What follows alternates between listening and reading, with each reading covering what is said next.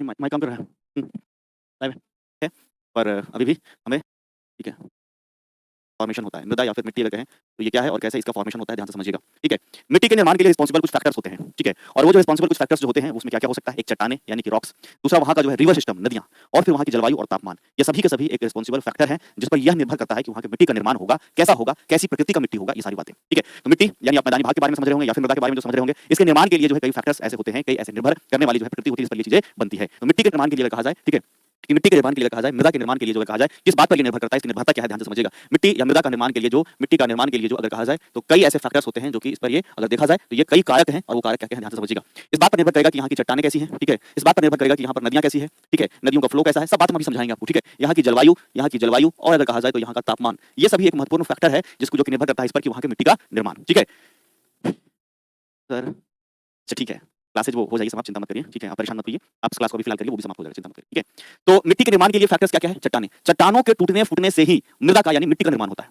चट्टानों के टूटने फूटने के क्रम की अगर बात किया जाए तो उसके लिए रिस्पॉन्सिबल होती है नदियां। जहां से जितनी ज्यादा नदियां बहेगी उतना तेजी से वहां पर मिट्टी का निर्माण होगा, और जो नदियों के क्षेत्र की मिट्टी होती है खास करके ज्यादा उर्वरक या ज्यादा उपजाऊ होती है, ठीक है।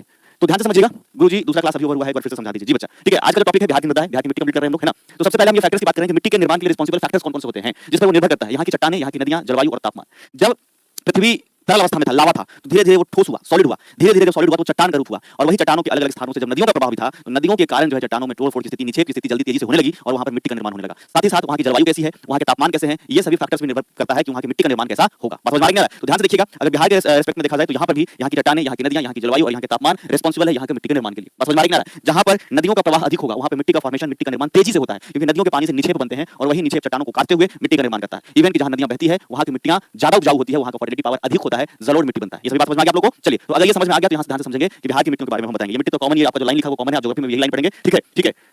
तो ये अगर देखा जाए तो ध्यानपूर्वक समझिएगा कि बिहार की मृदा, बिहार की मिट्टी के बारे में, यहाँ की मृदा को कुछ भागों में बांटा गया है समझने के लिए आपको। ठीक है, बिहार की मिट्टियों को 3 भागों में बांटा गया है। कितने भागों में? बिहार की मृदा को 3 भागों में बांटा गया है, जो फैक्टर्स आपको समझने होंगे। ठीक है, बिहार के मृदा को 3 भागों में बांटा गया है। बिहार के मृदा को 3 भागों में बांटा गया। कितने भागों में? 3 भागों में बांटा गया है, समझने के लिए बांटा गया है। बात समझिएगा आप लोग, कितने भागों में? 3 भागों में बांटा गया है। एक-एक बच्चे को क्लास समझ में आ जाएगा अगर तुम में सुनने की केवल क्षमता है तो। अगर तुम सुन पा रहे हो, मेरी बात को सुन लोगे तुम, एक कोई ऐसा होगा ही नहीं जिसको समझ में नहीं आएगा। मेरी बात समझना, इतना भरोसा है ना तुमको? मेरी क्लास पे इतना भरोसा तो होगा कि अगर सर की क्लास को हमने सुन लिया मतलब निश्चित तौर पर समझ में आ जाएगा। 80% से ऊपर तो कम से कम समझ में आ जाएगा, 90%। तो आप जानते हैं कि ये बात है तो आपको समझना भी होगा। ठीक है,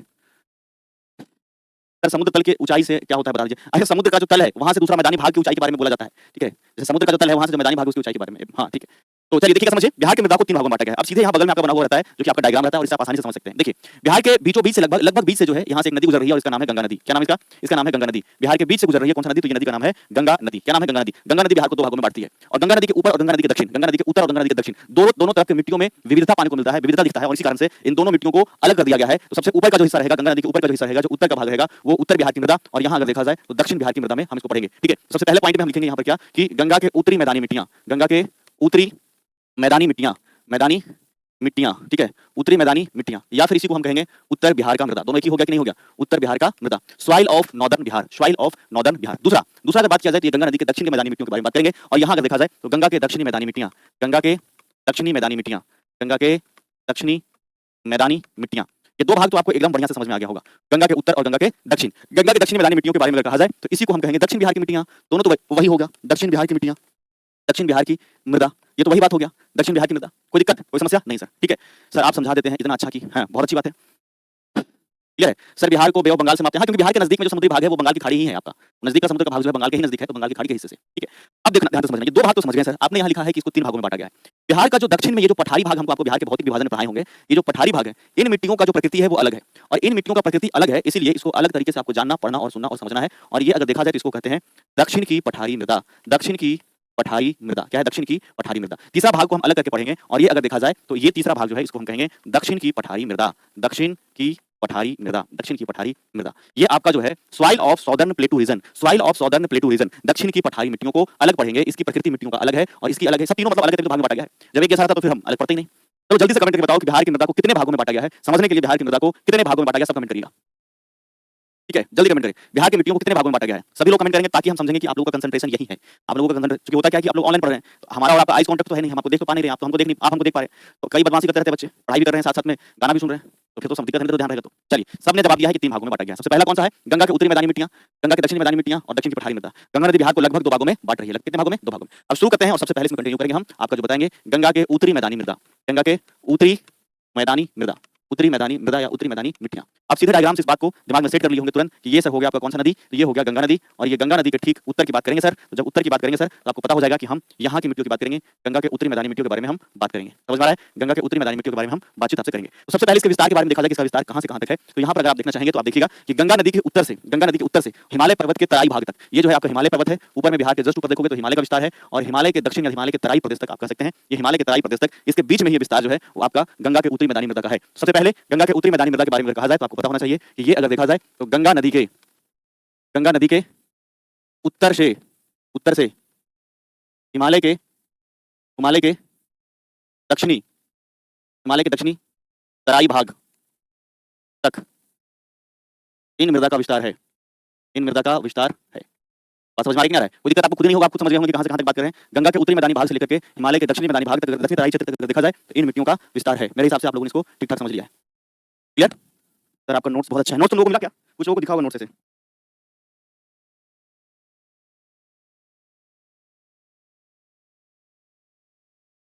समझ में आया सभी को? गिरा दिया। क्लियर है? अब देखना ध्यान से, सर नोट्स बहुत जबरदस्त है। बीपीएससी वाला क्लास का नोट्स तुम लोगों को मिला है? एकदम बीपीएससी वाला क्लास का मिला है तुम लोगों को नोट्स, इस बात को समझना।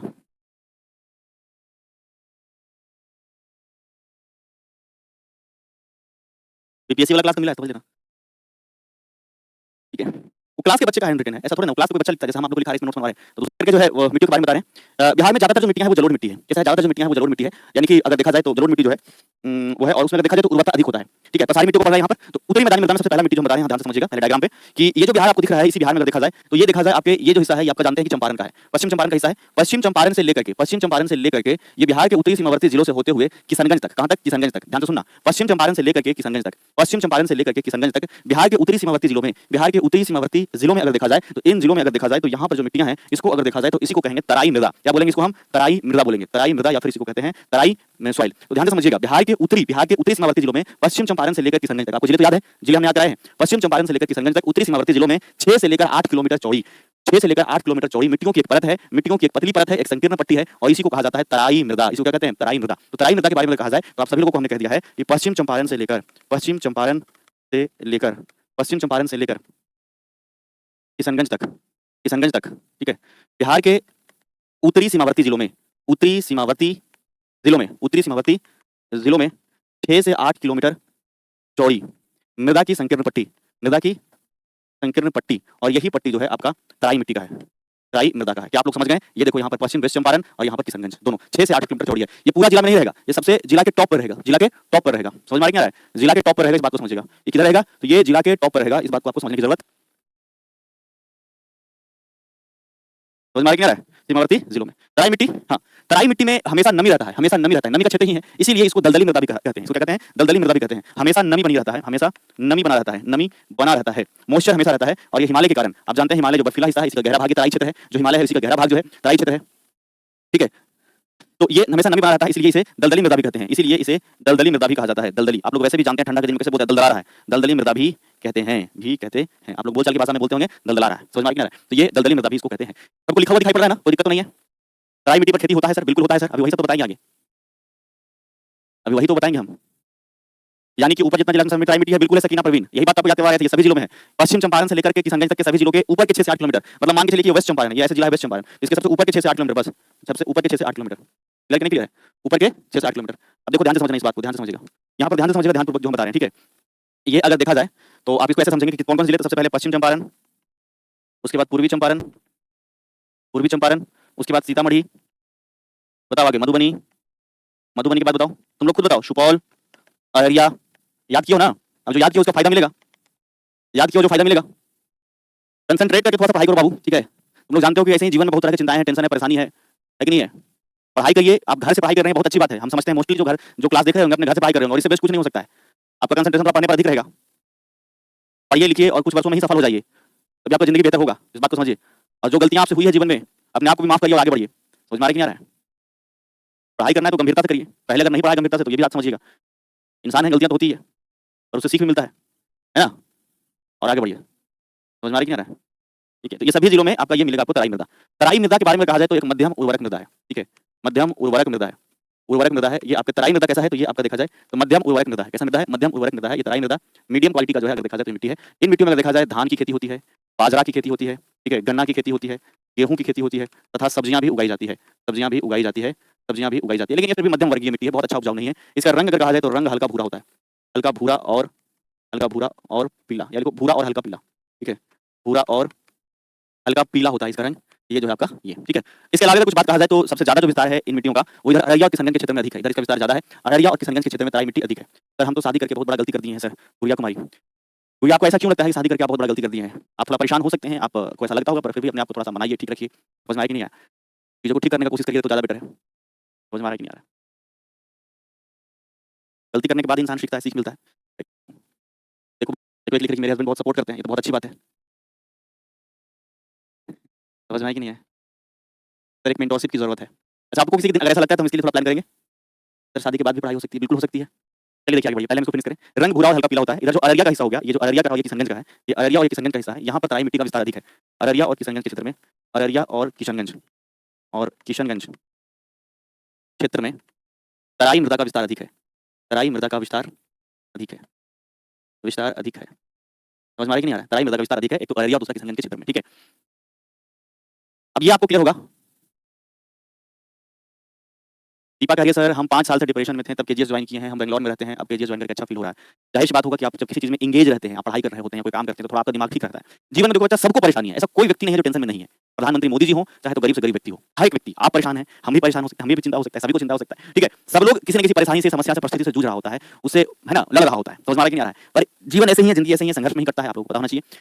तो इससे बस एक ही चीज है, देखिए आप इंसान हैं, हो सकता है जीवन में कोई गलती हुआ होगा, हम इंसान हैं, हमसे भी कोई गलती हुआ होगा, ठीक है। पर क्या है कि उससे सीख करके और आगे वो गलती ना करे, ये आपको सोच करके चलना है। बात समझ में आ रही है ना? जो पृथ्वी पर जिसको भेजा गया है वो सब परेशान है। समझ में आ रही है ना? जिसको भी पृथ्वी पर भेजा गया ऐसा मत समझिएगा, सब कोई परेशान है, ऐसा नहीं कि कोई नहीं है। अच्छा एक कह रहा है सर आपका परेशान है, बड़ा हाँ आगे देखिएगा। ये क्लियर हो गया आप लोग को, तराई मिट्टी क्लियर हो गया। तो आप लोग इस डायग्राम, इस मैप पर देखेंगे आप लोग, हमने सबसे पहले इसको फिनिश किया है और यही जो हिस्सा है वो तराई मिट्टी का है जो कंप्लीट हो चुका है। आगे देखिएगा दूसरा मिट्टी बताते हैं, और दूसरा मिट्टी जो है आपको हम इस हिस्से से बताएंगे जो कि यहाँ पर पाया जाता है। यहाँ पर जिला कौन सा है पहले ये बताओ, यहाँ पर का जिला कौन सा है ये बताओ, ठीक है। तो यहाँ पर जो मिट्टी है, इस हिस्से का जो मिट्टी, इसको कहते हैं अवशिष्ट मिट्टी। इसको कहा जाता है अवशिष्ट मृदा, अवशिष्ट मृदा, या फिर इसी को कहते हैं Piedmont, Piedmont swamp soil, Piedmont swamp soil, swamp soil. समझ में आ रहा है कि नहीं? इसको कहते हैं पिडमोंट स्वैम्प सॉइल। इंग्लिश वाला टर्म याद रखिएगा। तो यहाँ जो जिला है, इस जिला का नाम आप लोगों को हमने याद कराया है पश्चिम चंपारण। इसको क्या याद कराया है? इसका याद कराया है पश्चिम चंपारण। पश्चिम चंपारण, पश्चिम चंपारण इस जिला, इसका नाम क्या है? पश्चिम चंपारण। क्लियर सभी को? इस जिला का नाम है पश्चिम चंपारण। और यहाँ पर एक जो मिट्टी है इसका नाम है अवशिष्ट मृदा। इसका नाम क्या है? अवशिष्ट मृदा। इसी का नाम है Piedmont swamp soil, Piedmont swamp soil, यानी कि अवशिष्ट मृदा, इसको कहते हैं अवशिष्ट मृदा। तो अवशिष्ट मृदा अगर देखा जाए, ठीक है, अवशिष्ट मृदा के बारे में कहा जाए तो ये जो पाया जाता है वो है आपके पश्चिम चंपारण में। कहाँ ये? पश्चिम चंपारण, यानी कि आप जानते हैं वेस्ट चंपारण के बारे में हम बात कर रहे हैं। और ये जो पश्चिम चंपारण है, अगर देखा जाए यहाँ की जो मिट्टी है, ये मिट्टियां थोड़ी पुरानी है, जहाँ पे बाढ़ नहीं आ रहा है वहाँ की मिट्टियां हैं। और ये भी अगर देखा जाए तो ये मध्यम उर्वरक मिट्टी है, मध्यम उर्वरक उर्वरक मृदा है। ये सवाल पहले पूछा गया है। पहला बात तो ये कि आपसे एक प्रश्न पूछेगा, अवशिष्ट मृदा जो है, जो उत्तर बिहार की मिट्टी है कि दक्षिण बिहार की मिट्टी है? पहला सवाल तो आपसे करेगा ये कि अवशिष्ट मृदा जो है वो कैसा है, उत्तर बिहार का मृदा है या दक्षिण बिहार का मृदा है, ये आप बताएंगे। जल्दी बताओ। इस हिस्से में गन्ना होता है, धान होता है और थोड़ी सब्जियां भी उगाई जाती है, सब्जियां भी उगाई जाती है, इस बात को याद रखना है। जल्दी से बताओ।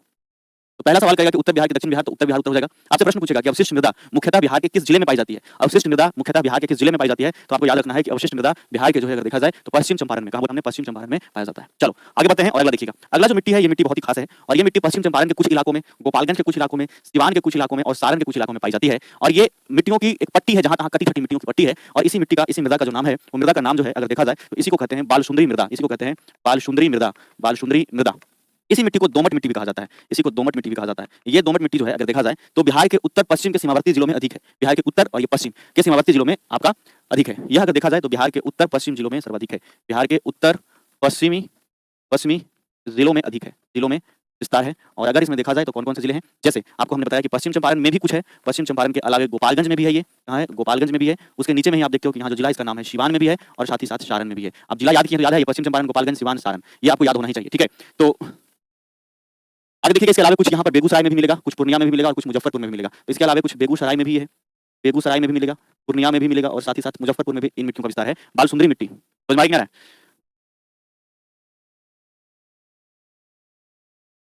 अरे बाप रे बाप, मम्मी कह रही है सर मेरे हस्बैंड बहुत मारते हैं, बच्चे के लिए जीना पड़ता है। और दुख की बात है, और ये चीज़ बहुत ही मतलब निंदनीय भी है। कोई नहीं, आप प्यार से बात कीजिए, ठीक है। एक लिख रही है कि सर मैं डिप्रेशन से कैसे बाहर आऊं? तुम डिप्रेशन में नहीं हो। डिप्रेशन में जो होता है उसको पता ही नहीं होता है कि वो डिप्रेशन में है। जैसे पागल आदमी को ये नहीं पता होता है कि वो पागल है। बात समझ में आ रही है कि नहीं आ रहा है? जो एक्चुअल में जो डिप्रेशन होता है उसको ये पता नहीं होता है कि वो डिप्रेशन में है। आप टेंशन में हो सकते हैं, ठीक है, आप टेंशन में हो सकते हैं, तो ये आप पूछ सकते हैं कि हम टेंशन में हैं तो कैसे बाहर आएं, चिंता में है, एंजाइटी में आप हैं, ठीक है, लेकिन आप डिप्रेशन में नहीं है। डिप्रेशन बहुत बड़ा चीज होता है, व्यक्ति शून्य गुण कुछ नहीं करेगा एकदम, मतलब आप समझ लेना कि मानसिक रूप से वो पागल हो जाना। समझ में आ रही है कि नहीं आ रहा है?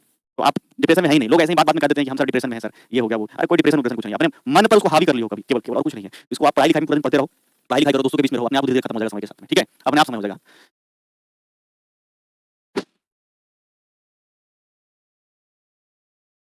ठीक है, देखो बलसुंदरी मृदा जो है सबसे ज्यादा उपजाऊ मृदा है किसके लिए? मक्का के लिए। मक्का के लिए सबसे अधिक उपयुक्त मिट्टी माना जाता है। मक्का के लिए सर्वाधिक उपयुक्त मिट्टी, सर्वाधिक उपयुक्त मृदा, मक्का के लिए सर्वाधिक उपयुक्त मृदा ये है, ठीक है। मक्का के लिए सर्वाधिक ये उपयुक्त मिट्टी माना जाता है। सर जीने का मन नहीं करता है, 100 में से 90 लोगों को जीने का मन नहीं करता, बताओ। इस 100 में से 90 लोगों के साथ में ऐसा ही होता है कि जीने का मन नहीं करता है। अब बताओ तुम, फिर भी जीना पड़ता है 100 में से। चलो सर डिप्रेशन में, डिप्रेशन में कोई पढ़ ही नहीं सकता है। तुमको कितना हम समझाएं, कितना बताएं तुम लोगों को? वो तो समझ ही में नहीं आएगा क्या चल रहा है, माथा कपार सुन हो जाएगा, सब टेंशन में है, मानसिक रूप से, शारीरिक रूप से। समझ में आ रहा है कि नहीं आ रहा है? चलो मक्का के लिए सर्वाधिक उपयुक्त मृदा कौन सा है? बालसुंदरी मृदा या दोमट मृदा? क्लियर सभी को? बालसुंदरी मृदा या फिर दोमट मृदा? आपको पता है कि सबसे अधिक मक्के का खेती बिहार में कहाँ होता है? ये कटिहार और अररिया के क्षेत्र में होता है, लेकिन बेगूसराय को मक्के का घर कहते हैं क्योंकि यहाँ के ज्यादातर प्रतिशत लोग जो है वो मक्का की खेती करते हैं। बेगूसराय को मक्के का घर, मक्के का घर कहा जाता है, बेगूसराय को मक्के का घर कहते हैं, इस बात को आपको पता होना चाहिए। चलिए आगे बढ़ते हैं। 3 मिट्टी आप लोग कंप्लीट हो चुका है। देखो यहाँ तराई मृदा हमने बता दिया है, ठीक है, यहाँ अवशिष्ट मृदा और ये जो है बालसुंदरी मृदा, ठीक है, यहाँ बालसुंदरी मृदा 3 कंप्लीट हो गया है। आगे बढ़ते हैं, अगली मिट्टी की तरफ देखते हैं और आगे देखिएगा। अगर आप यहाँ देख रहे होंगे तो इस नदी का नाम है गंगा नदी। इसका नाम क्या है? गंगा नदी। गंगा नदी के उत्तरी मैदानी मिट्टियों के बारे में हम पढ़ रहे हैं और आपको 3 मिट्टी ऑलरेडी बता चुके हैं, ठीक है। 3 मिट्टियों में हमने यहाँ जो आपको बताया इसका नाम है तराई मृदा। इसका नाम क्या है? इसका नाम है तराई मृदा, ठीक है। आपको हमने इसके अलावा जो बताया है, ये बताया है आपका इस हिस्से को, और यहाँ पर जो हमने बताया है अवशिष्ट मृदा या अवशिष्ट सॉइल, पिडमेंट स्वयं सॉइल, अवशिष्ट मृदा। इसके अलावा जो हमने बताया आपको ये बिहार के उत्तर और पश्चिमी इन बाउंड्री वाले जिलों में, बिहार के उत्तर और पश्चिमी इन बाउंड्री वाले जिलों में यहाँ जो बताया इसका नाम है बालसुंदरी मृदा। बालसुंदरी मृदा या इसी को दोमट मृदा कहते हैं।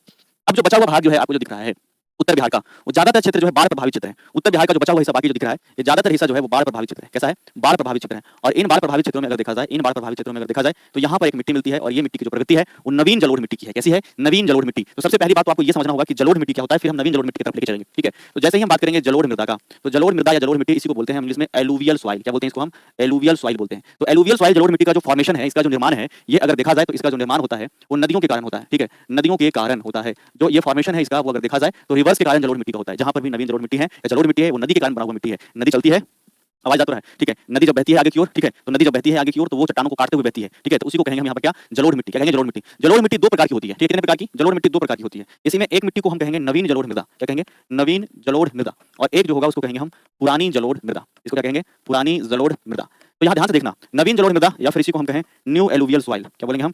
New alluvial soil. या फिर यहाँ अगर कहा जाए तो हम बात करेंगे ओल्ड एलुवियल सॉइल।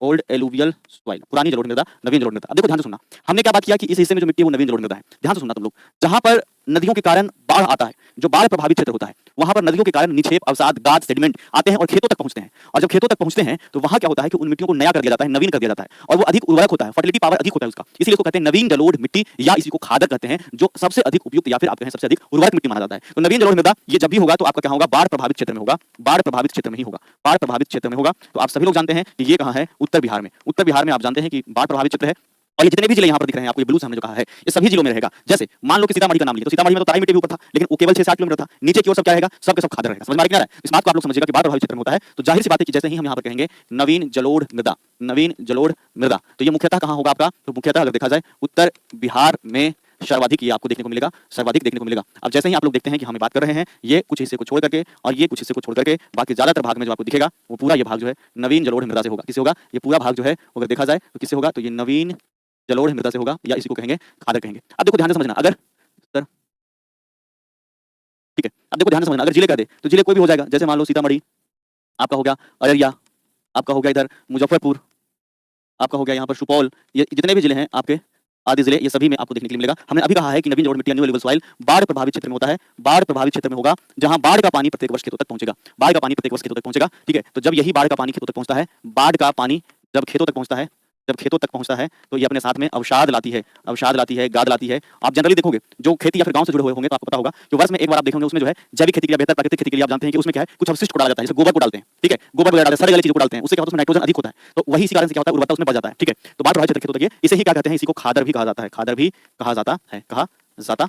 अब इसके अलावा अगर देखा जाए तो हमने कहा कि ये सर्वाधिक उपयुक्त माना जाएगा, सर्वाधिक उपजाऊ मिट्टी माना जाता है, ये उपजाऊ मृदा ये माना जाएगा। बिहार में ये किन-किन नदियों के दोआब क्षेत्र में, ध्यान से देखिएगा। यहाँ पर एक नदी है, इसका नाम है घाघरा, ये नदी का नाम है गंडक, ये नदी का नाम है बूढ़ी गंडक, इसके अलावा बागमती, कमला, कोसी और महानंदा। ऐसी नदियां को बिहार की नदी पढ़ाएंगे तो याद हो जाएगा, लेकिन हम फिर भी इसके दोआब क्षेत्र, दो नदियों के बीच का जो खाली मैदानी भाग होता है उसी को दोआब कहते हैं, तो वो बहुत अधिक उपजाऊ होता है, यहाँ क्योंकि वहाँ की मिट्टियों को नवीन किया जाता है, नया किया जाता है। तो ये जो बिहार में जो आपकी नवीन जलोढ़ मिट्टी है या फिर कहें जो न्यू एलुवियल सॉइल है, ये न्यू एलुवियल सॉइल का जो अगर विस्तार देखा जाए, ये न्यू एलुवियल सॉइल जो देखा जाए तो आपको यहाँ पर याद रखना है घाघरा और गंडक दोआब में यहाँ देखने को मिलेगा। इसके अलावा गंडक और बूढ़ी गंडक दोआब में मिलेगा, बूढ़ी गंडक दोआब में मिलेगा, ठीक है। इसके अलावा अगर देखा जाए तो जैसे ही आगे बढ़ोगे तो आपको यहाँ पर बूढ़ी गंडक, इसके अलावा आपका जो है बूढ़ी गंडक और बागमती दोआब में मिलेगा।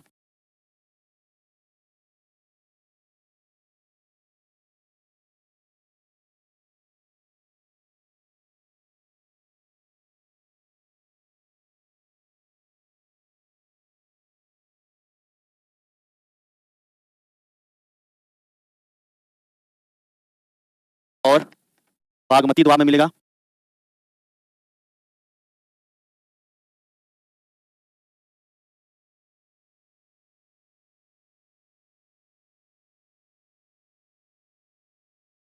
गंडक और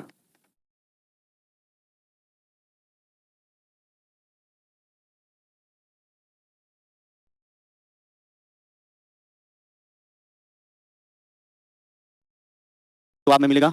इसके अलावा कमला, कोशी दोआब में ये सब आपको देखने के लिए मिलेगा। ये बात आपको क्लियर होना चाहिए। तो ये आपको जो है अगर देखा जाए तो आपको अगर ये देखा जाए तो इन हिस्सों में ये नवीन जलोढ़ मृदा देखने के लिए मिलता है और ये सर्वाधिक उपजाऊ मृदा है और यहाँ पर कई खेती की जाती है। जैसे अगर यहाँ पर कहा जाए तो धान की खेती होगी, गेहूं की खेती होगी, गन्ना होगा, ठीक है, गन्ना की खेती होगी, मखाना की भी खेती की जाएगी। यहाँ पर अगर देखा जाए कई फलों और सब्जियों को उगाया जाएगा, फलों और सब्जियां की खेती की जाती है।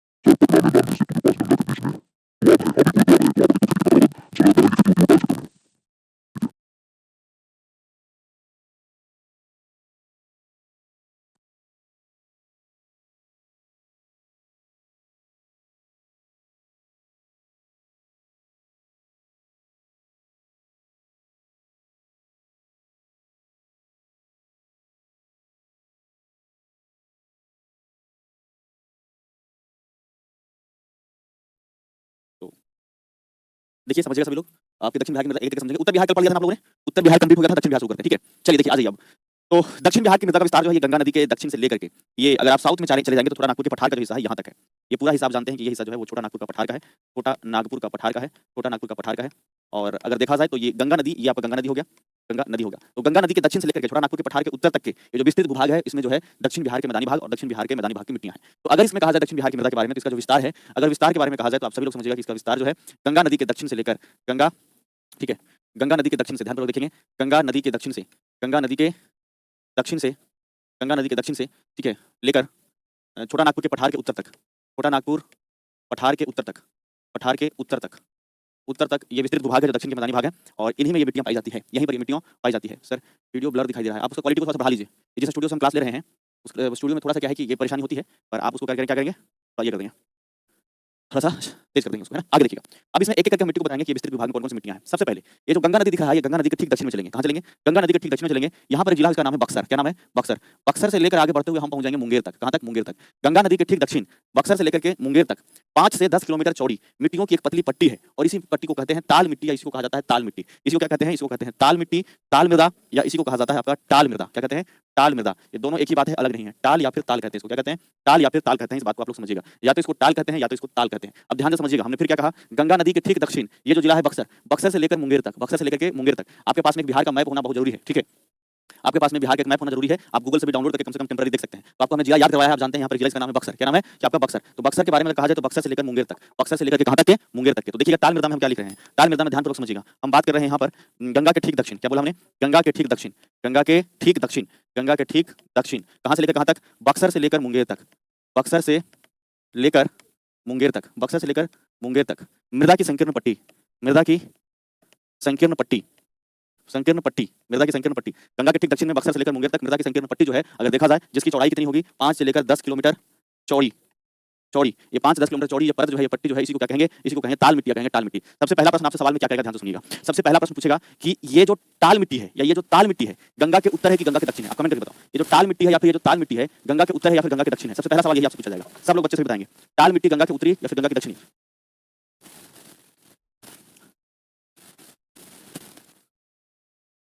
दक्षिण में है, आप समझ गए?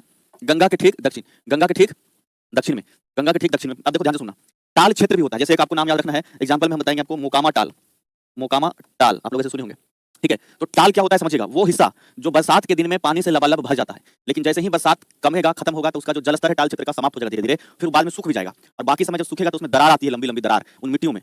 टाल क्षेत्र में सबसे बेहतर खेती मानी जाती है दलहन का। किसका? दलहन का। तो इस बात को याद रखेंगे, दलहन की खेती बेहतरीन होता है, दलहन की खेती बेहतर की जाती है, दलहन की खेती जो है बेहतर की जाती है, इस बात को भी आपको याद रखना है। क्या बोला हमने? टाल क्षेत्र जो होता है आपको याद रखना है कि दलहन की खेती जो है बेहतर होता है। टाल मिट्टियों में अगर कहा जाए तो इस बात को याद रखेंगे, टाल मिट्टी में दलहन की खेती बेहतर होती है, इस बात को आपको याद रखना है। जैसे यहाँ पर मटर की खेती होगी, चना की खेती होगी, खेसारी की खेती होगी, खेसारी के अलावा यहाँ पर मसूर की खेती होगी, ये सभी खेती बेहतर माना जाएगा आपका टाल क्षेत्र में। पहला सवाल आपसे करेगा, टाल क्षेत्र का विस्तार बिहार में कहाँ से कहाँ तक है? टाल क्षेत्र का विस्तार बिहार में कहाँ से कहाँ तक है, बताओ कहाँ से कहाँ तक है? तो आपको याद रखना है गंगा के ठीक दक्षिण, बक्सर से लेकर मुंगेर तक, बक्सर से लेकर मुंगेर तक। अब यहाँ के जितने जिले हैं सब में आएगा, देखो आपको बता देते हैं। आगे बढ़ोगे भोजपुर भी मिलेगा, आगे बढ़ोगे पटना भी मिलेगा, आगे बढ़ोगे इधर तो आपको मुंगेर भी मिलेगा, ये सभी जिले आपको मिलेंगे। सर खेसारी कौन सी फसल है? खेसारी एक प्रकार का दाल होता है, नहीं पता है तुमको? गधा, खेसारी का दाल होता है, फल से आपको नहीं पता है? हाँ, उसको पता नहीं है कि खेसारी का होता है, लंदन से पढ़ा है तुम। अरहर भी होगा, ठीक है? आगे देखिएगा, आगे बढ़ते हैं, दूसरी ओर चलते हैं। ये नदी कौन सी है? तो इसका नाम है क्या? गंगा नदी। क्या नाम है इसका? गंगा नदी।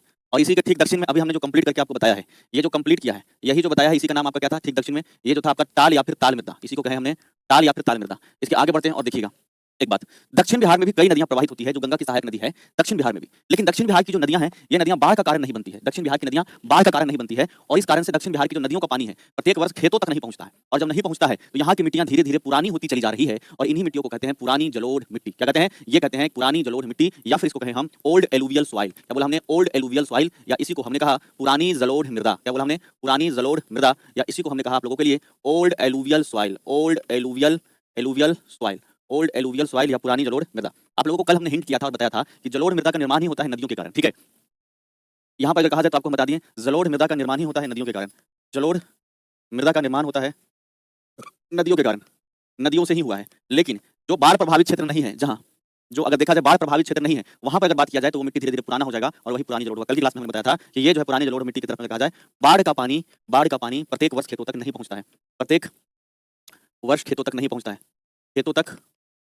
खेतों तक नहीं पहुंचता है, नहीं पहुंचता है। इस बात को आपको याद रखना है, खेतों तक नहीं पहुंचता है। क्लियर है कि नहीं क्लियर है? आप इस बात को समझ रहे हैं? खेतों तक नहीं पहुंचता है। हाँ, इसको कैवाल मिट्टी भी बोलते हैं दक्षिण बिहार में, कैवाल, केवाल या कैरेल या कछारी मृदा इसी को कहा जाता है। यहाँ पर इसको या तो कहते हैं, कई बार कछारी मृदा भी कह देते हैं, ठीक है? कैवाल भी कई जगह पर दक्षिण बिहार में कहते हैं, या कैरेल भी कहते हैं, कैरेल मृदा भी कहा जाता है इसको, ठीक है? इस बात को आपको याद रखना है।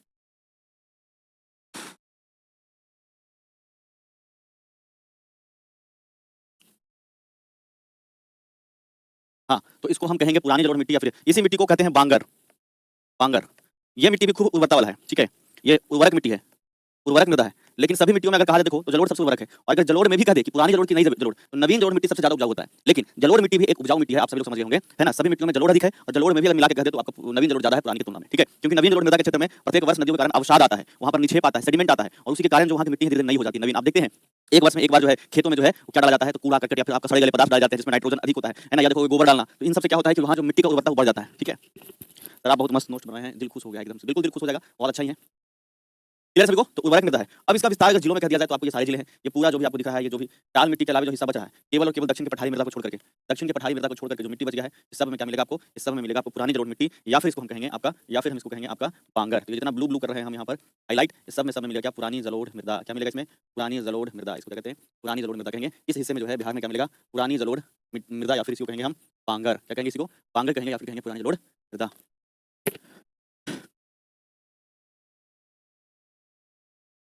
कह रहा है कि सर गजब नोट्स है सर, एकदम बवाल। बीपीएससी वाला बैच का वो नोट्स है जो तुम लोगों को मिला होगा, वो बीपीएससी वाला बैच का है, बीपीएससी बैच में जो पढ़ाए हैं प्रॉपर, किस स्टूडेंट ने बनाया? ठीक है, अब जिले हम बता देते हैं कहाँ-कहाँ ये होगा, तुम खुद से सोच के बता सकते हो। जैसे यहाँ अगर देखोगे तो कई जिले हैं, पटना भी इसमें इंक्लूड हो जाएगा, जहानाबाद, अरवल हो जाएगा, इधर आओगे तो नालंदा हो जाएगा, इधर आ जाओगे तो फिर आपका देखा जाए तो कई जिले हैं, इधर गया भी हो जाएगा आपका। तो जिले कौन-कौन सा हो गया? जैसे कि पटना में है पुरानी जलोढ़ मिट्टी, उसके अलावा अगर कह दिया जाए तो आपका इधर अरवल में हो गया, रोहतास में हो गया, रोहतास में एक जिले में एक से अधिक मिट्टी पाई जा सकती है, ठीक है, रोहतास में होगा, फिर उसके बाद गया क्षेत्र में हो गया, जहानाबाद में हो गया, या फिर नालंदा में हो गया, किसमें हो गया? नालंदा में हो गया, इस बात को भी याद रखेंगे। तो यहाँ ध्यानपूर्वक आप लोग सभी लोग सुनिएगा, जैसा हम कह रहे हैं, अगर इधर कह दिया जाए तो कुछ बातें और समझना है। ये आपके वो जिले हैं जहाँ पर पुरानी जलोढ़ मिट्टी पाई जाती है। यहाँ पर जो खेती की जाती है वो सभी खेती की जाएगी लगभग, आपके धान की खेती की जाती है यहाँ, आपके गेहूँ की खेती की जाती है यहाँ, ठीक है, आपके इस हिस्से में कहा जाए तो आपके सब्जियाँ उगाई जाती है, फल उगाए जाते हैं, फलों तथा सब्जियों की खेती की जाती है, फलों तथा सब्जियां की खेती की जाती है, इस बात को याद रखना है। देखो बिहार में जितना टोटल मिट्टी है, मतलब टोटल उसका अगर कहा जाए तो 90% मिट्टी जलोढ़ है। पुरानी और नवीन को अलग अगर नहीं करेंगे तो जो 90%, क्योंकि देखो दक्षिण बिहार में ज्यादा है पुरानी जलोढ़, उत्तर बिहार में आपका ज्यादा क्या है तो आपका ये आपका जो है वो नवीन जलोढ़ है। दोनों को अगर मिला दे केवल जलोढ़ ही है, ठीक है, तो बिहार के 90% जो मिट्टियां हैं, बिहार में 90% मिट्टियां जलोढ़ है। बिहार में 90% मिट्टियां जो है, 90% मृदा जो है वो जलोढ़ है, 90% मृदा जो है वो जलोढ़ है, इस बात का आपको पता होना चाहिए। कितने प्रतिशत? 90% मृदा जो है वो जलोढ़ है। सर साउंड ठीक है, ठीक है, ठीक है। इस वाले स्टूडियो में सरकार को करते हैं, जब देखो तो ये दिक्कत है, क्योंकि बोलते बोलते थक गए, स्टूडियो संभलता है। कैमूर में भी ज्यादातर आपको जरूर मिलेगा, लेकिन उसके अलावा जो पठारी मिट्टी है वो मिलेगा। तीसरा तो आना बच गया है। उत्तर बिहार की मिट्टी बताएं, दक्षिण बिहार की मिट्टी बताएं। अब जो आपको हम बताएंगे वो आपको क्या बताएंगे? दक्षिण की पठारी मृदा, दक्षिण की पठारी मृदा। देखो ठीक हुआ, दक्षिण की पठारी मृदा, जल्दी बताओ। तो दो हो गया, अब तीसरा बताते हैं। तीसरा जो इसमें होगा वो दक्षिण की पठारी मृदा। तीसरा क्या बताया हमने? दक्षिण की पठारी मृदा, दक्षिण की पठारी मृदा। Soil of southern plateau region, soil of southern दक्षिण की पठारी मृदा। तो दक्षिण की पठारी मृदा के बारे में कहा जाए तो आप लोगों को हमने हिंट कर चुका है, और बिहार के भौतिक विभाजन में भी हमने पढ़ाया है कि ये पठारी भाग है दक्षिण के, जहाँ पर पठारों का विस्तार है, ये दक्षिण बिहार के हिस्से। क्लियर सभी को? ये दक्षिण के पठारी मृदा के बारे में हम आपसे बातचीत करेंगे। उत्तर बिहार और दक्षिण बिहार के मैदानी मृदा के बारे में कंप्लीट हो चुका है, ठीक है। अब ध्यान से देखो एक बात जो हम बता रहे हैं, ठीक है, ध्यान से देखो एक बात जो हम बता रहे हैं, ठीक है। कोई चक्कर साउंड, अच्छा ठीक है, ठीक है, साउंड बता, अच्छा ठीक है, देखते साउंड चेक करो जी। यहाँ देखना, अजय अजय देखिए साउंड यहाँ गड़बड़ हो रहा है, साउंड साउंड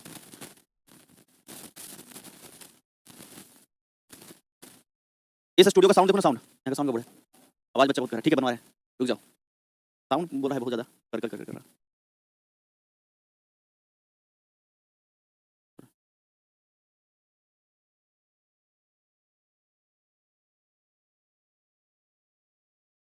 चलो अभी तो ठीक है, ऑल क्लियर सर। सर थोड़ा घर की आवाज आ रही है, अच्छा कोई बात नहीं है, ईयरफोन अगर लगाए हो तो निकाल लो, ठीक है। बता रहे हैं सब मिट्टी के बारे में, चिंता मत करो, तुम लोग को पढ़ाने के लिए है। देखो आगे जो मिट्टी बात कर रहे हैं हम, इस हिस्से का मिट्टी की बात कर रहे हैं। तो यहाँ पर अगर देखा जाए तो दो जिले हैं, आप जानते हैं, यहाँ पर कैमूर है और यहाँ पर रोहतास है। यहाँ कैमूर और यहाँ रोहतास, इस हिस्से में एक मिट्टी पाई जाती है और इसका नाम क्या है? इसका नाम है लाल और पीला मृदा। लाल और पीला मृदा, क्या नाम है? लाल और पीला मृदा। अगर देखा जाए तो इसमें अगर कहें तो हमको याद रखेंगे हम इसको, लाल और पीला मृदा, लाल पीला मृदा, ठीक है, लाल और पीला मिट्टी। ये अगर रेड एंड येलो सॉइल के बारे में कहा जाए तो आपको पता होना चाहिए, ये अगर देखा जाए तो कैमूर और रोहतास, कैमूर और रोहतास के पहाड़ी भाग में, रोहतास के पठारी भाग में मिलेगा, पठारी भाग में मिलेगा।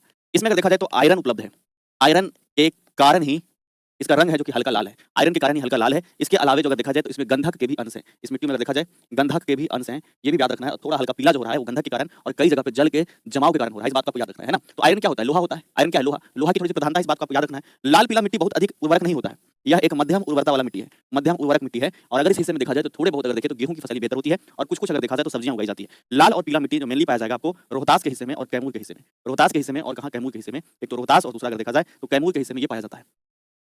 सर नोट्स नहीं शो करता है, कैसे पीडीएफ निकालेंगे? निकल जाएगा, तुम दूसरा फोन से डाउनलोड करोगे तो हो जाएगा। समझ में आया कि नहीं आया? क्लियर है? चलो सर हम कैमूर में हैं और रोहतास नानी का घर है, बहुत बढ़िया। ठीक है आगे बढ़ते हैं। देखो अगला जो मिट्टी बता रहे हैं, इस मिट्टी का नाम क्या है? ये आप लोगों ने देख लिया कि यहाँ जो हमने बताया इसका नाम है लाल पीला मृदा। क्या नाम है? लाल पीला मृदा। ये आप लोगों ने समझ लिया। इससे जैसे ही आगे बढ़ेंगे तो देखिएगा ध्यान से और सुनने समझने का कोशिश करिएगा।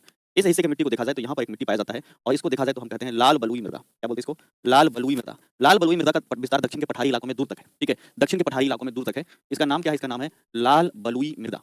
इसमें लाल बलुई मृदा के बारे में कहा जाए तो सबसे पहली बात ये समझिएगा, ये जो है अगर देखा जाए तो यहाँ पर भी जो है लौह अयस्क पाया जाएगा, लौह अयस्क रहेगा इन मिट्टियों में। और इसका जो विस्तार अगर देखा जाए तो दक्षिण के पठारी भाग में मिलेगा, दक्षिण के पठारी भाग में मिलेगा। तो दक्षिण के पठारी भाग है जो कि कई जिलों में विस्तृत है, तो कई जिलों में ये मिट्टियां पाई जाएगी। और अगर देखा जाए तो रोहतास में भी है, औरंगाबाद में भी है, गया में भी है और मुंगेर के हिस्से में भी देखने को मिलेगा। तो अगर देखा जाए तो रोहतास में भी ऐसी स्थितियां बनती है, औरंगाबाद में भी बनती है, औरंगाबाद में भी बनती है, औरंगाबाद से आगे आएंगे तो गया में बनेगा, या फिर मुंगेर के जो हिस्से हैं इन सभी इलाकों में ये लाल बलुई मृदा मिलेगा। इसमें आप समझ सकते हैं कि जो बालू का अंश है वो बालू का अंश भी रहेगा, बालू का अंश भी रहेगा, बलुई मिट्टी भी है कह सकते हैं, और साथ साथ में लोहा की प्रधानता है, लौह अयस्क की प्रधानता है। इसी बात को आपको याद रखना है।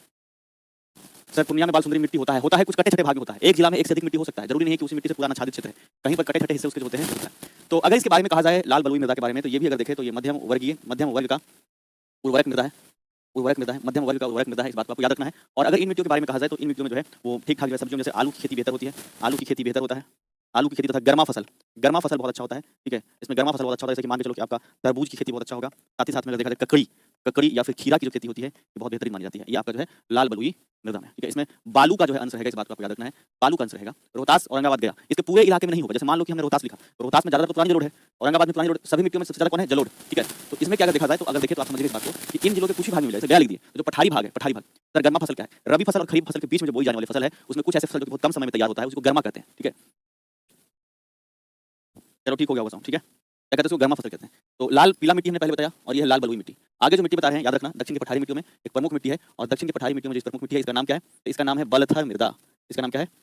बलथर मृदा इसका नाम है। और बलथर मृदा के बारे में कहा जाए तो आप सभी को पता होना चाहिए, बालू प्लस पत्थर, बलथर। ठीक है, बालू और पत्थर मिल करके है, इसलिए इसका नाम ही क्या है?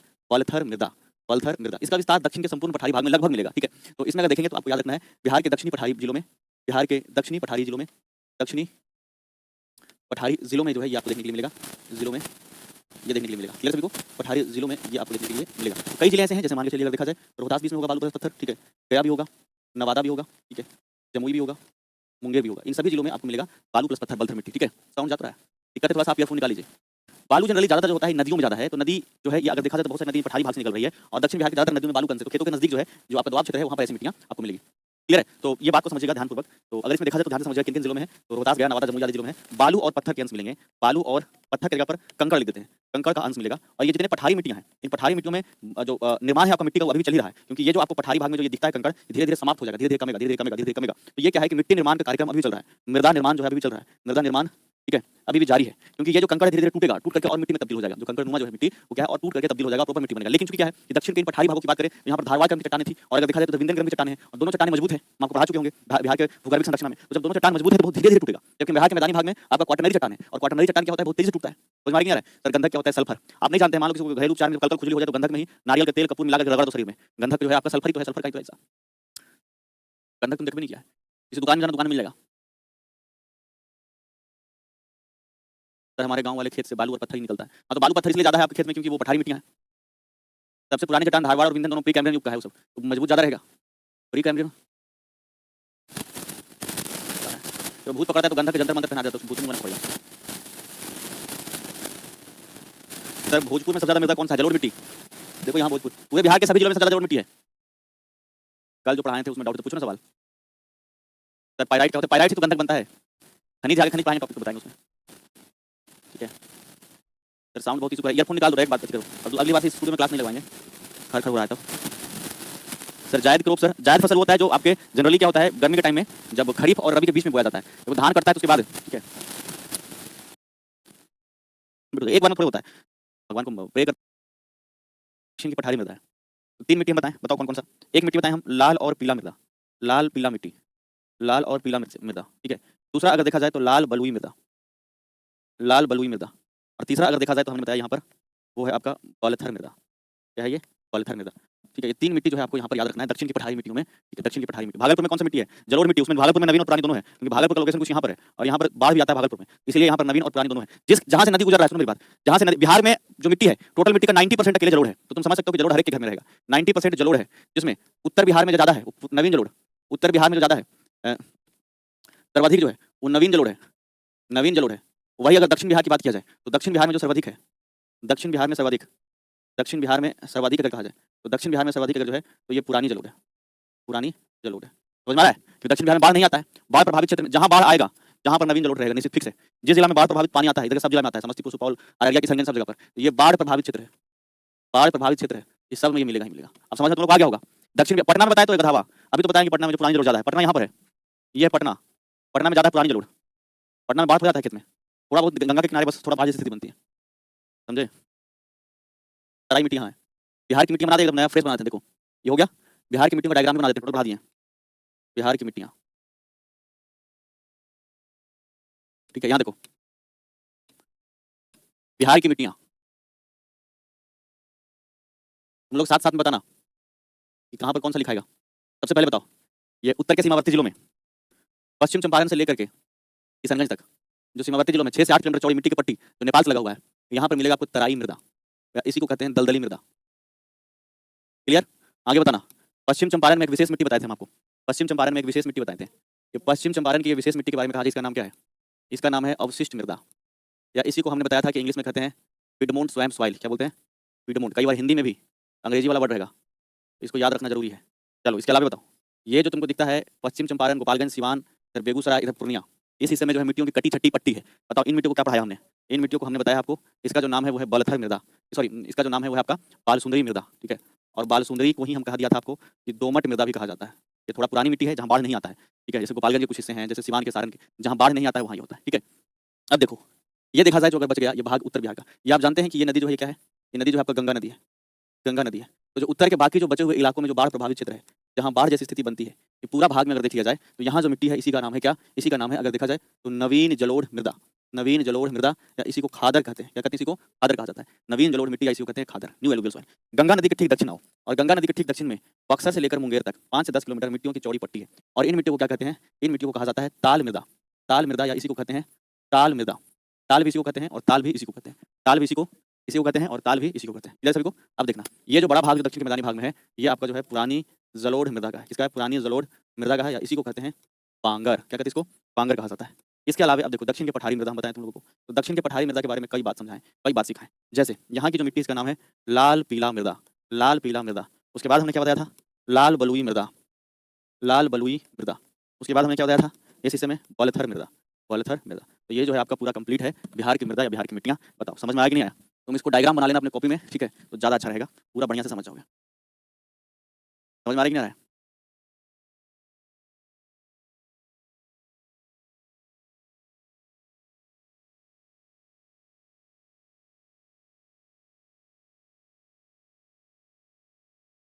ठीक है, समझ में आ रहा है सभी को? चलो ठीक है, अच्छे से बनाओ, फिर अगला क्लास करो तुम लोग। क्लास में पढ़ाए तो कुछ ऐसा है ही नहीं कि जो नहीं समझ।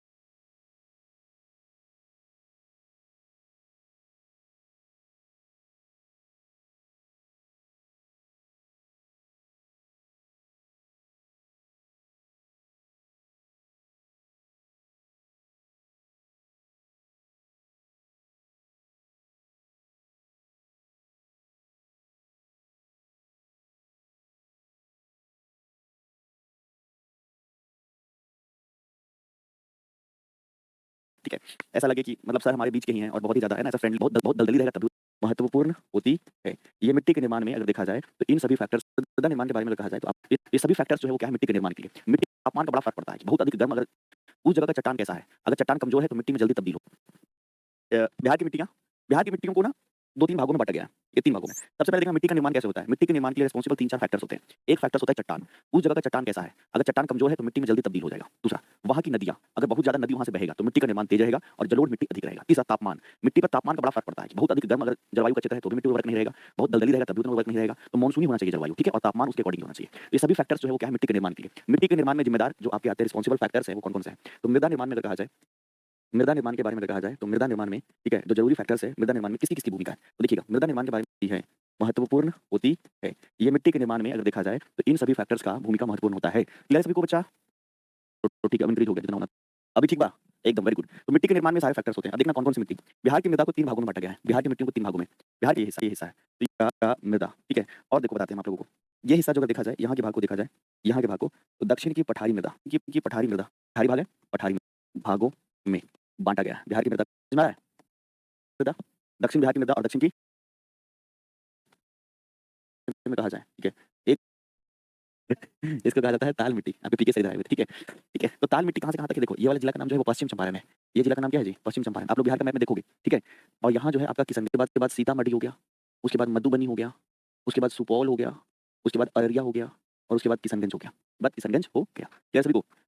तो इसके बाद क्या होगा किशनगंज सॉइल, इसका क्या नाम है? तराई सॉइल। तो ये तराई क्षेत्र है, हिमालय का तराई क्षेत्र ही तो है। बिहार के ऊपर में नेपाल के बॉर्डर पर हिमालय है और हिमालय का तराई क्षेत्र है। हिमालय का क्या है? तराई क्षेत्र है। ये पूरे जिलों में 6 से 8 किलोमीटर चौड़ी है, जो कि उत्तरी भाग में एकदम से, जैसे मान लो ये जिला है और ये मान लो कि पश्चिम चंपारण है, तो उत्तर भाग में मान लो सीतामढ़ी है, तो सीतामढ़ी में पूरा में नहीं रहेगा, ये उत्तर में जो ये बॉर्डर का हिस्सा दिखेगा ये 6 से 8 किलोमीटर चौड़ी है। समझ में नहीं आ रहा है? 6 से 8 किलोमीटर। तो इस बात को समझना, पश्चिमी चंपारण से लेकर अगर कहा जाए किशनगंज तक, बताओ कहाँ तक? किशनगंज तक, ठीक है। 6 से 8 किलोमीटर चौड़ी, 6 से 8 बार है, बताओ तो ले ले, जल्दी कहो, एकदम धुआं धुआं कर देना है। पश्चिमी चंपारण, पूर्वी चंपारण, सीतामढ़ी, मधुबनी, सुपौल, अररिया, किशनगंज। ठीक है, ये सभी जिलों में यहाँ की मिट्टी तराई मिट्टी। तो तराई मिट्टी क्या है? भींगा हुआ भाग है। इसी कारण से इसको दलदली मृदा भी कहा जाता है। इसको क्या कहते हैं? दलदली मृदा भी कहा जाता है। ये सभी जिलों में पाया जाएगा। ये सभी जिलों में ये मिलेगा आपको। ठीक है, ये मध्यम उर्वरक वाला मिट्टी है। मध्यम उर्वरक मृदा है, इस बात को समझिएगा। ये क्या है? मध्यम उर्वरक मृदा है। बात समझ में आ रही? क्या है ये? मध्यम उर्वरक मिट्टी है। कौन सा? तराई मिट्टी। दूसरा नाम दलदली। कहाँ से कहाँ तक है? पश्चिम चंपारण से लेकर किशनगंज पढ़ेंगे और अगला बताएंगे हम आपको। दूसरा ये, और ये पश्चिम चंपारण नहीं है। और इस मिट्टी का नाम जो है वो अवशिष्ट मिट्टी है। क्या नाम है? अवशिष्ट मृदा इसका नाम है। क्या नाम क्या है? अवशिष्ट मृदा। बिहार के पश्चिम चंपारण में है। पुरानी मिट्टी है ये, अवशिष्ट मृदा। ठीक है, इसको बोलते हैं Piedmont swamp soil. Piedmont swamp नहीं नहीं आता है, जहाँ फ्लड का पानी नहीं पहुँचता है। ठीक है, जहाँ बाढ़ नहीं आता है। बस समझ में आ रही है? जहाँ बाढ़ नहीं आता है। सर मैप हम लोग को बनाने के लिए हम बताते तो उसको देखा। ठीक है, ये थोड़ा सा पुरानी मृदा है। पुरानी मृदा उत्तर में कम मिलेगा, लेकिन ये है। अब देखो पिडमोंट लिख लिया तुम लोगों ने। अब इसी में एक और मिट्टी बता रहे हैं, ध्यान से देखिएगा। यहाँ जो जिला है इसका नाम है पश्चिमी चंपारण। यहाँ का नाम है गोपालगंज। ये कौन सा जिला है? गोपालगंज। उससे नीचे आओगे तो ये मिलेगा तुमको सिवान और सारण। ये जिला का नाम है सिवान और इस जिले का नाम है सारण। इस सभी जिलों में यहाँ पर एक मिट्टी है और इस मिट्टी को कहते हैं बालसुंदरी मृदा। बोलो तो क्या बोलते हैं इसको? बालसुंदरी। तो बालसुंदरी मृदा कौन कौन से जिला में? तुम लोग के पास बिहार का मैप है? नहीं है तो इंटरनेट से गूगल से डाउनलोड करना और जैसे जैसे पढ़ाएंगे इसका इसका एक और नाम है गोपालगंज में, सारण में की पट्टी। इसका मतलब कटा छटा हिस्सा रहेगा। मान लो पूरा जिला एक हो गया तो पूरा जिला में नहीं रहेगा, कुछ कुछ हिस्से में जो है पट्टी मिलेगा। पट्टी मतलब ऐसा कुछ अलग अलग है। इसका बोलेंगे बालसुंदरी मृदा। उसी प्रकार से उत्तर बिहार का सबसे प्रमुख मृदा है जिसका बोलते हैं एक नवीन जलोढ़ मृदा। सबसे मेन जो है नवीन जलोढ़ मृदा। नवीन जलोढ़ मृदा। उत्तर बिहार में नवीन जलोढ़ मृदा। समझ में आ रहा है सभी को? देखो, जलोढ़ मृदा का निर्माण जो होता है नदियों के निक्षेप से होता है। किससे होता है? नदियों के निक्षेप से। नदी के द्वारा जो काटा जाता है, निक्षेप बनाया जाता है, उसी के द्वारा निर्माण होता है जलोढ़ मृदा का। बिहार की कुल मृदा का 90% भाग जो है वो जलोढ़ मृदा है।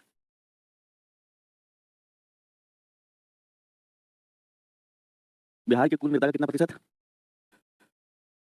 का पानी पहुंचेगा उसको कहेंगे नवीन जलोढ़। जहां बाढ़ का पानी नहीं पहुंचेगा उसको कहेंगे पुरानी जलोढ़। वहां नवीन जलोढ़। जहां बाढ़ का पानी 90% जो है बिहार की कुल। ठीक है, जलोढ़ मृदा। बिहार जलोढ़ मृदा का एक एक है नवीन जलोढ़ मृदा। मैदानी भाग है। मैदानी भाग, मैदानी भाग। ठीक है, पीडीएफ तुम लोग को मिल जाएगा। पहले क्लास तो कर लो, पीडीएफ तो मिल जाएगा। तो देखो तुम लोग यहाँ बताएंगे। ये अगर देखा जाए, ध्यानपूर्वक देखना। इसमें आप लोग को समझ में आ गया? यहाँ पर पूरा जो हिस्सा है ये उत्तर बिहार का जो मैदानी भाग है, इसमें यहाँ मिलेगा नवीन जलोढ़। क्या मिलेगा? नवीन जलोढ़ मिलेगा। मिलेगा नवीन जलोढ़। ठीक है, तो उत्तर बिहार की ये मिट्टियाँ जो है आपकी महत्वपूर्ण थी। उत्तर बिहार का मैदानी भाग और कई जिले। उत्तर बिहार का मैदानी भाग और इसमें कई जिले। देखो, जैसे मान लो कि तुमने कह दिया बीच का जिला, जैसे मान लो वैशाली, जैसे मान लो सीतामढ़ी। सीतामढ़ी में ऊपर का भाग छोड़ करके ऊपर में क्या रहेगा? तो ऊपर में तो तराई मिट्टी रहेगा। ठीक है, मधेपुरा। ये जितना भी जिला है बीच का, तो मैप में देख लेना, ये जितना जिला है इस सब में कौन सा मिट्टी मिलेगा? सब में मिट्टी। तो नवीन जलोढ़ मिट्टी जो है इसको खादर भी कहते हैं। क्या कहते हैं? खादर। तो जहाँ प्रत्येक वर्ष बाढ़ का पानी पहुँचता है, जहाँ प्रत्येक वर्ष बाढ़ का पानी पहुँचता है, उसको मिट्टी को वहाँ का नवीन कर दिया जाता है। वहाँ की मिट्टियाँ क्या होती है? नवीन मिट्टी हो जाती है। नवीन मृदा का निर्माण हो जाता है। और नवीन मृदा का जो निर्माण होता है इसी को कहते हैं खादर, या इसी को कहते हैं नवीन जलोढ़ मिट्टी, या तो इसी को कहते हैं खादर या तो नवीन जलोढ़ मिट्टी। सर जी एक प्रश्न है, बिल्कुल पूछो।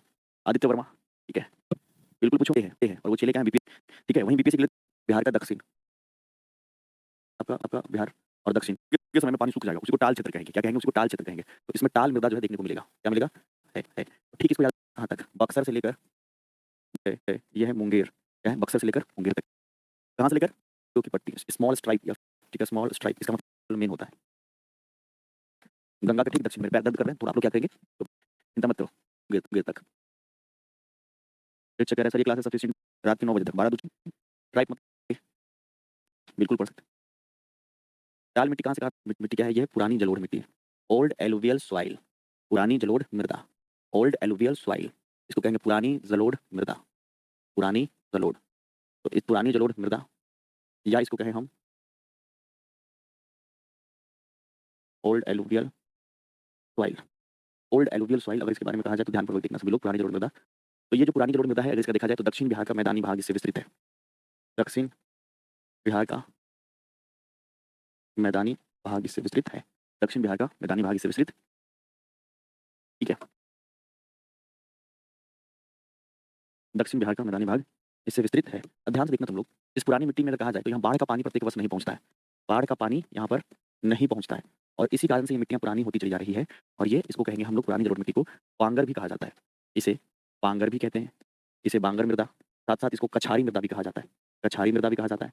साथ साथ इसको अगर हम कहे जाए तो दक्षिण के क्षेत्र में कैवाल भी कह देते हैं। क्या कह देते हैं इसको दक्षिण के क्षेत्र में? कैवाल भी कह देते हैं। क्या आपको समझ में आ गया? ये बात समझ में आ रहा है? तो किस भाग में था बालक? ये जो मिट्टी था किस भाग में था? हमने कहा दक्षिण के क्षेत्र में था। तो ये बिहार का जो दक्षिण का हिस्सा है ना, दक्षिण का मैदानी भाग है, इसी में जो है ये पुरानी जलोढ़। तो ये आपका और ऊपर में था नवीन जलोढ़। तो बिहार में सर्वाधिक उर्वरक मिट्टी जो माना जाता है वो जो है आपका जलोढ़ मिट्टी। और अगर पुरानी और नया में भी कह दे तो सबसे नया जो है वो नवीन जलोढ़ मिट्टी। ठीक है? सर्वाधिक सर्वाधिक उत्तर तो सबसे अधिक जो है नवीन जलोढ़ मिलता है। इसमें लिख देते हैं पहले वाले में, अगर इससे पहले कहा जाए तो सर्वाधिक उर्वरक जो है अगर दोनों में देखा जाए, बिहार की कुल मिलाकर 90% जलोढ़ है, उत्तर में जो है वो नवीन जलोढ़, और ये जो है सर्वाधिक जो है आपको उर्वरक याद रखना है। सर्वाधिक उर्वरक, सर्वाधिक उर्वरक है। हाँ, बोलते हैं। ठीक है? फील्ड वाला नहीं बोलते हैं मैदान में, प्लेन बोलते हैं उसको मैदान। तीसरा भाग दक्षिण बिहार की मिट्टियाँ थी। और दक्षिण ऐसे लिख देते हैं। और देखो एक मिट्टी और इसका नाम है लाल पीला मिट्टी। लाल में जो है वो लाल पीला मिट्टी दिखा है कैमूर के पठार के नजदीक। तुम बिहार का मैप खोलो ना गधा, जितना जिला है सब में मिल जाएगा। नालंदा हो गया, जहानाबाद हो गया, अरवल हो गया, गया हो गया, तुम्हारा इधर मुंगेर हो गया, सब में पुरानी जरूर मिल जाएगा। ठीक है? इस सब में जितना जिला है ना, चाहे देखो ना, पटना की बात करें हम, वैशाली की बात करें हम, सॉरी वैशाली तो उत्तर में हो गया, पटना की बात करें हम, गया की बात करें हम, जहानाबाद की बात करें हम, ठीक है, जहानाबाद की बात करें हम, अरवल की बात करें हम, मुंगेर की बात करें हम, ठीक है, इस सब में कौन सा हो जाएगा? पुरानी जलोढ़ मिट्टी ये हो जाएगा। नूतन कुमारी कहती हैं आप नहीं सुनते, गया के क्षेत्र में नहीं मिलेगा। लाल बलुई ये गया के साथ साथ मुंगेर तक के में। लाल पीला मृदा कहाँ कहाँ है? कैमूर के हिस्से में है, रोहतास के हिस्से में है, उसके अलावा तो गया के हिस्से में, नवादा के हिस्से में, मुंगेर के हिस्से में। उसी प्रकार से एक है जो कि अगर बोला जाए तो इसका नाम क्या है? लाल बलुई मृदा, बलुई मृदा। और ये भी अगर देखा जाए तो गया के हिस्से में, रोहतास के हिस्से में, यही देखने को मिलेगा। एक पूरा बिहार बनाते हैं तो पूरा मिट्टी लिख देते हैं सब, और तुम लोग इसका बताया हमने अवशिष्ट मृदा या दोमट मृदा। अरे ताल मृदा इसको हम बताते हैं। ठीक है, बिल्कुल मिले। ठीक है,